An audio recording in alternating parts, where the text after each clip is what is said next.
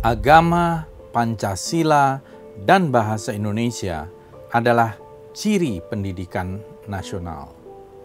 Hilangnya Pancasila dan bahasa Indonesia sebagai mata kuliah wajib di perguruan tinggi dalam peraturan pemerintah PP nomor 57 tahun 2021 tentang standar nasional pendidikan mengingatkan kita pada hilangnya frasa agama dalam draft Peta Jalan Pendidikan 2020-2035 yang disusun oleh Kementerian Pendidikan dan Kebudayaan. Sehingga tak heran jika ada sejumlah kalangan menilai ini adalah sebuah bentuk kesengajaan. Mungkin ada sejumlah ahli di Kemendikbud yang berpandangan bahwa agama, Pancasila, dan bahasa Indonesia tidaklah penting. Saya juga mengetahui ada pandangan bahwa pelajaran agama menjadi beban bagi dunia pendidikan. Kita memang tak bisa mengetahui dengan pasti apakah hilangnya frasa agama, mata kuliah Pancasila, serta mata kuliah bahasa Indonesia merupakan kesengajaan atau sekedar produk kecerobohan, keteledoran pemerintah belaka. Yang jelas kesalahan ini sangat fatal. Merujuk pada pasal 31 ayat 3 Undang-Undang Dasar 1945 dengan jelas dimandatkan oleh konstitusi kita bahwa pemerintah mengusahakan dan menyelenggarakan satu sistem pendidikan nasional yang meningkatkan keimanan dan ketakwaan serta akhlak mulia dalam rangka mencerdaskan kehidupan bangsa yang diatur dengan undang-undang. Jadi, pemerintah wajib menyelenggarakan sebuah pendidikan nasional. Apa yang dimaksud dengan pendidikan nasional itu bukan saja mencakup skalanya, yaitu sebuah pendidikan yang diselenggarakan secara nasional dari Sabang sampai Merauke, namun juga mencakup sifatnya, yaitu sebuah pendidikan yang memiliki ciri kebangsaan, nation.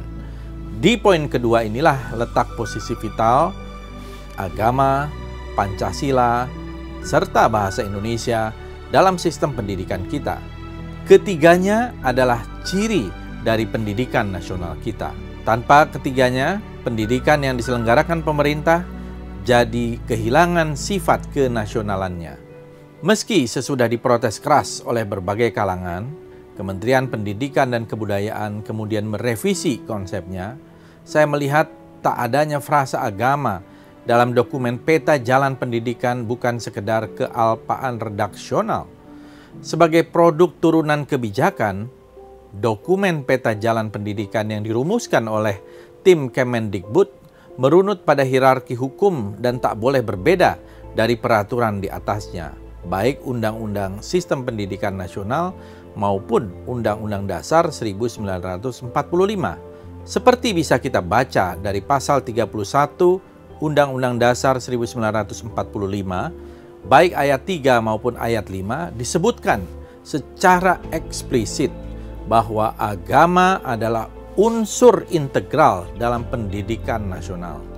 Karena itu, hilangnya frasa agama dari Peta Jalan Pendidikan adalah sebuah peristiwa hukum dan ketatanegaraan yang serius. Tidak masuknya frasa agama dalam draft Peta Jalan Pendidikan Nasional setidaknya membuktikan dua hal.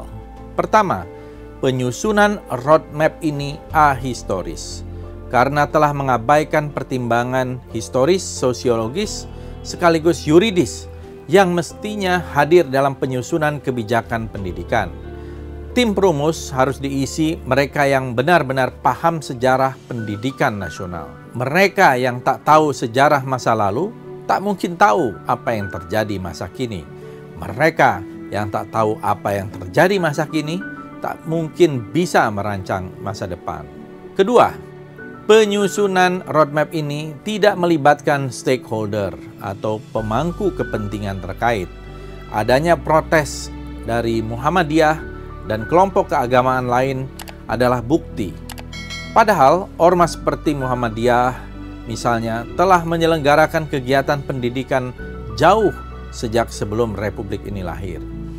Kasus hilangnya mata kuliah Pancasila dan bahasa Indonesia dari PP nomor 57 tahun 2021 lebih aneh lagi, karena PP tersebut seolah seperti hendak mengamandemen Undang-Undang nomor 12 tahun 2012 tentang pendidikan tinggi yang menegaskan bahwa kurikulum pendidikan tinggi wajib memuat mata kuliah agama, Pancasila, kewarganegaraan, dan bahasa Indonesia.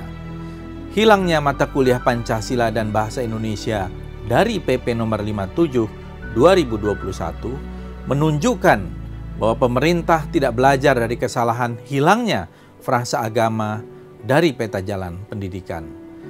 Jika semula tuduhan kecerobohan hanya tertuju ke Kemendikbud, maka kasus kedua ini telah melebarkannya, sebab dalam penyusunan peraturan pemerintah ada peran sekretaris kabinet, sekretaris negara, dan menteri hukum dan HAM. Siapa yang paling bertanggung jawab atas kecerobohan esensial semacam ini? Jangan salahkan jika publik kemudian jadi bertanya, kebijakan-kebijakan pendidikan semacam ini sebenarnya datang dari mana? Apakah benar-benar dari internal Kementerian Pendidikan dan Kebudayaan dan Pemerintahan, atau konsep yang lahir dari lembaga lain di luar, atau oknum-oknum di luar? Kita paham, Mendikbud kita hari ini tak punya basis kuat dalam bidang pendidikan, mungkin juga pengetahuan sejarah, sehingga ia tentu dibantu sejumlah tim pemikir di sekitarnya. Masalahnya, siapa saja mereka? Ini bukan kali pertama kebijakan pemerintah dalam bidang pendidikan mendapat sorotan demikian tajam dari masyarakat. Kalau benar-benar lahir dari internal Kemendikbud, biasanya para birokrat pemerintahan tak akan pernah seceroboh itu dalam menyusun legal drafting kebijakan, apalagi yang sifatnya sensitif. Tapi kalau konsep-konsep ini lahir dari lembaga luar, pemerintah, terutama Kemendikbud, perlu menjelaskan siapa lembaga atau konsultan yang mereka tunjuk untuk menyusun kebijakan-kebijakan tadi agar publik menjadi tahu. Ini masalah yang sangat fundamental dan sangat serius. Dan kalaulah ini sebuah keteledoran, maka ini adalah keteledoran dan kecerobohan yang sangat fatal. Harus ada investigasi. Terima kasih.